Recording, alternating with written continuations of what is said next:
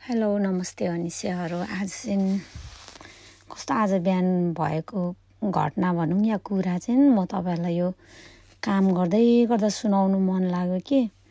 अनि आज चाहिँ हामी काममा आउँदै थियौँ नि त बिहानै 4-5 जना नेपाली दिदी बहिनी अनि 2-3 जना इष्टमुरे बहिनीहरू हामी आउँदै थियौँ। अनि यहाँ पर त्यो सिटी सेन्टरबाट हामीले अर्को गाडी चढ्नुपर्छ क्या।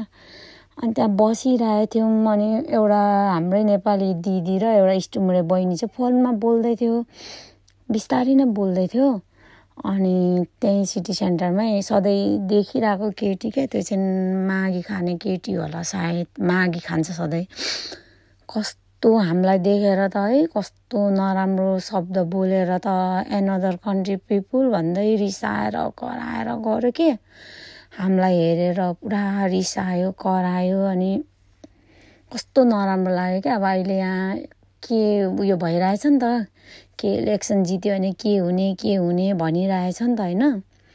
अनि अब चाहिँ हामी नेपाली या अरू देशको मान्छेहरूलाई अलिक कस्तो जोगिएर पो हिँड्नुपर्ने अवस्था आयो कि जस्तो पनि लाग्यो है। कस्तो नराम्रो शब्द भन्यो अनि एनदर कन्ट्री पिपुल भन्दै रिसायो। अनि त्यही भएर अब चाहिँ हामी पनि बजारहरूमा हिँड्दाखेरि अलिक जोगिएर हिँड्नुपर्छ होला जस्तो लाग्यो युकेमा।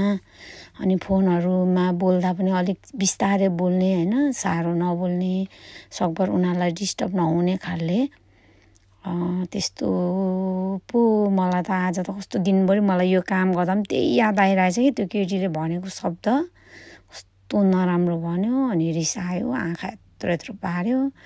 अनि मैले यहाँ आएर अनि मैले भने नि त यहाँको ब्रिटिस एउटा मेरो साथीलाई, ओइ आज हामीलाई त यस्तो भन्यो त कस्तो नराम्रो लाग्यो भनेर भनेको। अनि उसले चाहिँ भन्दै थियो नि अहिले त्यो के कुरा भइरहेछ नि त, अनि त्यही भएर तिमीहरूलाई त्यस्तो गरेको।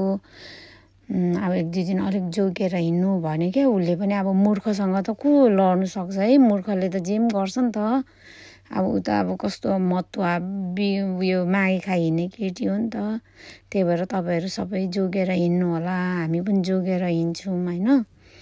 अब धन्यवाद आजको यो कुरा।